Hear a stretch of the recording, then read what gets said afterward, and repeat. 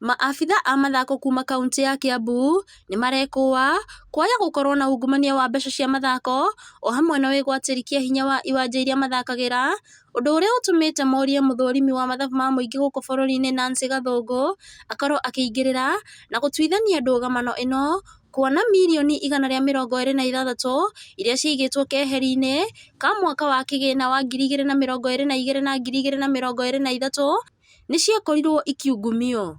Ũndũ ũyũ ũkĩte o rĩrĩ gavana wa KIAMBU Kĩmani wa Matangi athiĩte na mbere na gũthing'ĩrĩria atĩ nĩ athingĩte marima mothe ma ungumania kaunti-inĩ ĩno. Osman Koral ũrĩa ũrũgamĩrĩire mathako kaunti-inĩ ya KIAMBU nĩ atianĩirie makaya ma abithaa aya gũkũ akiuga atĩ matikoretwo makĩamũkĩra kĩgĩna o gĩothe kĩa mathako gwa kahinda ka mĩaka 4. Maabithaa aya matongoretio nĩ patron wao Ephraim Mũirũrĩ maugĩte atĩ makoretwo makĩhũthĩra mbeca ciao kũrũgamĩrĩra mathako maya ona thengia wa thirikari ya KIAMBU gũkorwo ĩmagaĩire kĩgĩna. Mũrigo nĩ tũtigĩirwo mũndũ ũrĩa wĩna ũraigua ena mwito na rĩngĩ nĩ tondũ rĩngĩ mbeca itiratũkinyĩra kana itirakinyĩra ciana ici rĩ, tũrageria kũhothania ithuĩ enyewe o mũndũ wa tũnini tũgeka ũguo, no korwo thirikari no tũbeca tũrĩa tũnini ĩnatuo no ĩrehe tũrutithanie wĩra hamwe, let's partner together, tunyitane hamwe wa tũnini wa kĩrĩa mũndũ enakĩo tũhote gũteithia. Florence Wambura augĩte atĩ marĩ na ũira atĩ nĩ magaĩirwo mirioni 126 no mbeca ici citiamakinyĩire kuona ciorĩire mĩhuko ya andũ kĩũmbe. Nĩ maikĩtie ihoya na kuga no mende ũthuthuria wĩkwo nĩguo kũmenya kũrĩa mbeca ciao ithiaga. Mwaka ũyũ ũrathira 2022-2023 budget ya sports ya KIAMBU County ĩrarĩ 286 million. Hatirĩ mbeca ona ciringi ya mbia icio ingiuga ĩtũteithĩtie ithuĩ.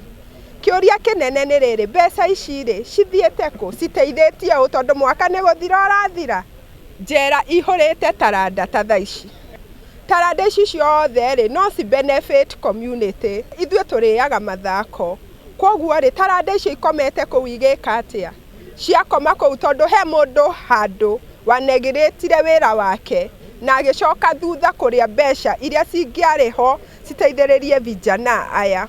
Duncan Chalo augĩte atĩ kĩharo kĩa mũigana wa ĩka 6 kĩrĩa kĩngoingwo na Makongeni kĩrĩ ũgwati-inĩ wa kwĩgwatĩrwo nĩ andũ matoĩkaine kuona mwena wa Ngoingwa kũrĩ na mũndũ kĩũmbe wakĩte nyũmba kĩharo gatagatĩ, na kuo mwena wa Makongeni mwena ũmwe wa kĩharo ũirigĩtwo na mabati, naguo mwena ũyũ ũngĩ kũrĩ na mũndũ kĩũmbe wanĩkaga mbembe, ũndũ ũrĩa ũtuĩkĩte mũhĩnga mũnene kũrĩ athaki. Ukiangalia kwa hii especially pande hii kumejengwa na ni katikati mwa uwanja na tuliuliza lakini hatujawahi pata jawabu mpaka wa leo na tujui ni nini inaendelea.